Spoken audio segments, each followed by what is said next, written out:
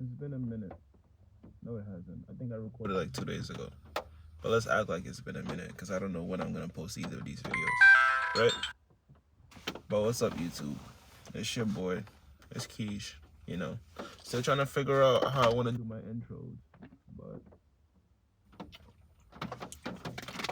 it's definitely me. I just got off work, right? And I just wanted to talk to you about something, right? So I'm gonna just ask a question, really. Have you ever been in a situation where you made a decision off of emotion and then you ended up regretting the decision you made after, the emotions calmed down? Like, has it ever been something that's real crazy? Like something you just can't take back? Well, I don't know if he said yes or no. I'm gonna hope he said yes, just so that my little lecture today can hit different. But if he said no, damn, still listen. Listen, it might still hit different. You'll never know. You feel me? But so I want to talk about responding and reacting, right? Reacting is the act of letting an emotional trigger decide what you do, while responding is the act of taking. These are my definitions, by the way, not the actual Oxford definition. While I see responding as you taking time to think and making the right decision for that specific scenario, right? So, like, if I were to say someone reacted, I would say, oh, let's use girlfriends and boyfriends in this scenario.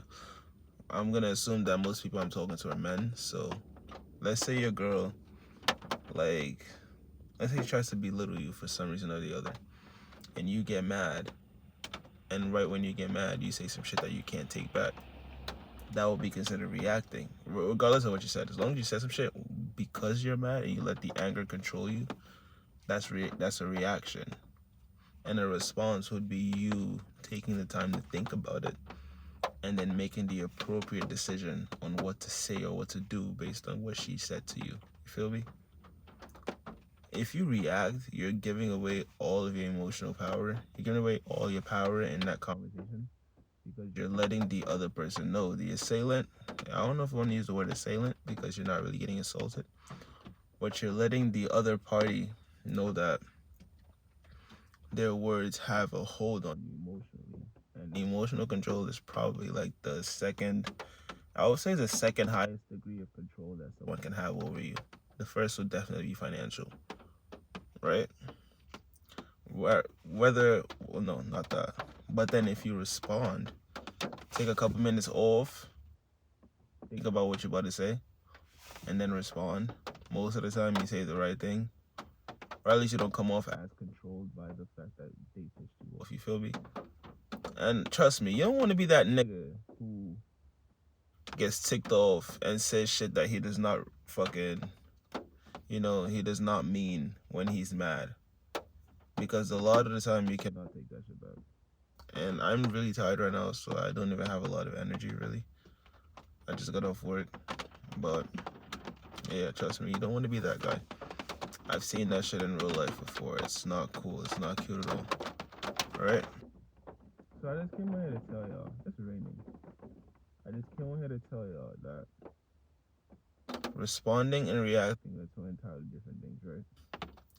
And that as a man, your focus should not be to respond emotionally to any stimulus. Your focus should be to respond logically to any stimulus, especially when the stimulus is triggering. Like, just be a cool guy, you feel me? What do they call him? What do TikToks call him now? A chill guy? Like, to an extent, you gotta take some inspiration from the chill guy meme and just be a chill guy. You feel me? You'll be surprised how much power you would hold over people if they knew that they could not control you emotionally. Because people really underestimate the power of emotional control. The ability to trigger someone really gives you a level of hold over that person that you don't understand. Trust me, I know. And it's not worth it. Giving away your power is not worth it. When you give someone else that much control over you, you're losing your self-respect. losing your respect in general. Not only would that person not respect you, but everyone in that scenario would also not respect you because you're doing too much for no reason. It'll be hard for you to see yourself as a respectable person. It dwindles your ego, dwindles your self-assurance. Basically just makes you feel like a husk of a human being. And I don't think you guys want to be husks of human beings. Unless you want to, then matter of fact, go ahead, do what you gotta do, silly. If you want to be a husk of a human being, go ahead, do what the fuck you gotta do. But I would hope that you don't want to be a husk of a human. You want to be that nigga, you feel me? You know what I'm saying? Yeah. I feel like I'm gonna get on here and talk a lot about emotional stability soon. I feel like this was probably like the single most important part of emotional stability. So I wanted to get it over with first before I get on here and really talk to y'all. I got a couple more videos planned that I should be dropping within the week. One is about one's about attraction, the other is about emotional stability. I'm talking on my ass right now, but I think I might take some notes for those two videos just so I have like a little basis on what I want to say. But right now I'm really just talking on my ass because this is something that I excel in. That's emotional control. Because I used to be the type that gets triggered easily. But now that's not me. Like, I've reached a point in my life where I just don't give a fuck. You feel me? Like, I only care if my mother respect me, my girl respect me, even though she don't exist right now, and I respect myself. That's the only three people whose cares I care for. You feel me? I don't let nobody trigger me. None of that. Like, that's the point of my life that I am right now. And I just want y'all don't understand how great this feeling is. Just knowing that ain't shit triggering me for real. Like, no matter what someone says to me, I can take 5-10 minutes to sit there and really think about how I'm gonna respond to this. My ego never gets bruised. Nothing, none of that. The only time I feel a bruise in my ego is when I do something that fucks up my self-respect. So me getting triggered by someone insulting me would make me respect myself less. That could fucking trigger me, you feel me?